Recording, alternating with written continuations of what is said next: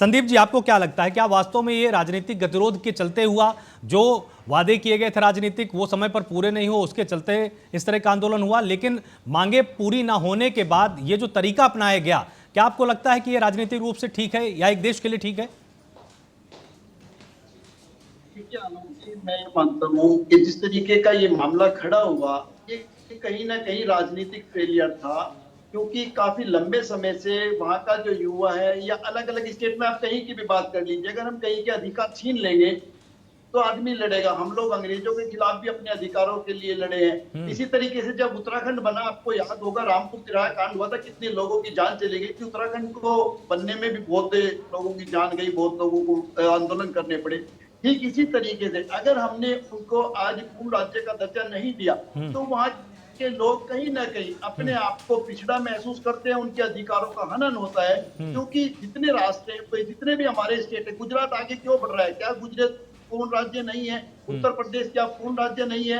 हरियाणा क्या पूर्ण राज्य नहीं है? ठीक है, आपने उनको टेरिटरी बनाया, लेकिन ये कहा गया था कि हम इतने समय के अंदर ये चीजें कर देंगे, पहले इलेक्शन करा देंगे और उसके बाद पूर्ण राज्य का दर्जा देंगे। तो जनता तो शांत थी, सरकार के हिसाब से चल रही थी, लेकिन इस तरीके की बात से जनता और युवा खासकर नहीं मानता है। जैसे किसान आंदोलन 1 साल चला था, आपको याद होगा, करीब 50 बार बातचीत हुई थी। तो 50 बार बातचीत होना अपने किसानों के लिए, और फिर बाद में वो बातचीत का कोई नतीजा नहीं निकला, वे सारे कानून वापस ले लिए गए। तो मुझे लगता है डायलॉग एक ऐसी चीज है, अगर सरकार प्यार से उनको बुलाती बिठाती तो ये चीजें आसानी से हो सकती है। और सोनम वांगचुक आज हमें गलत लग सकता है क्योंकि वहां पे भाई दंगे हो रहे हैं या कोई चीज है, लेकिन सोनम का अगर आप स्टडी करेंगे, कहीं किसी दंगे से, किसी उससे भी वो जुड़े हुए नहीं है। शांतिपूर्वक तरीके से वो अपनी बात रख रहे थे। लेकिन ये युवा जोश है, ये पहले भी कई बार उबाल मार चुका है। आपने देखा एक सत्ताधारी जो सत्ता थी नेपाल के अंदर, वो भी चुनी हुई सरकार थी, उसके खिलाफ भी विद्रोह हुआ। आपने बांग्लादेश के अंदर देखा, चुनी हुई सरकार थी, उसके खिलाफ भी विद्रोह हुआ।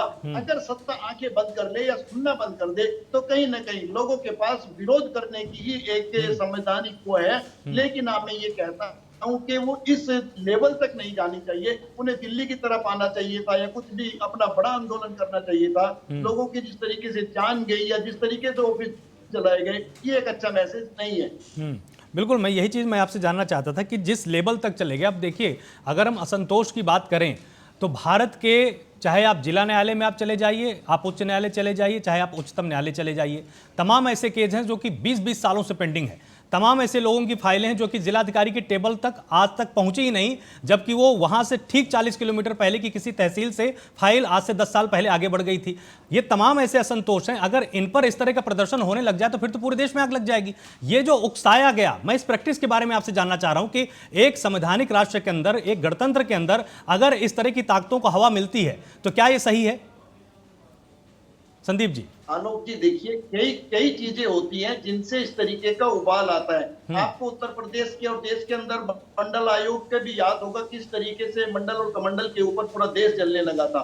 तो कुल मिलाकर के जब तक सरकार और जनता के बीच में, या जो भी नाराजगी है, नाराज लोग हैं, उनसे बैठकर बातचीत नहीं होती, ऐसी चीज कभी भी और किसी भी कंडीशन में हो सकती है। हमने देखा जाट आंदोलन हुआ था, 35 लोग मारे गए थे हरियाणा के अंदर, वो भी एक आंदोलन नहीं था। इस तरीके के कई गुजरों के आंदोलन हुए राजस्थान के अंदर, वहां कई लोगों की जान चली गई। दलितों के कई आंदोलन हुए, कभी जाट जो दलित वर्षी ठाकुर हुआ।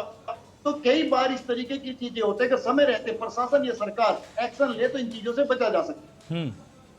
ठीक है, वक्त यहाँ पर एक छोटे से ब्रेक का है। ब्रेक के उस पार अब हम ये समझने की पूरी कोशिश करेंगे कि जो ये आंदोलन शुरू हुआ, क्या पुराने आंदोलनों की मिसाल देकर इसमें यह माना जा सकता है कि थोड़ा सही रास्ते में था, या अब वो समय है कि इस तरह के आंदोलनों में अगर हिंसा का थोड़ा सा प्रयोग होता है तो उसको बिल्कुल दिशाहीन आंदोलन या गलत आंदोलन बोलने की परिपाटी भी अब शुरू किए जाने की सख्त जरूरत है।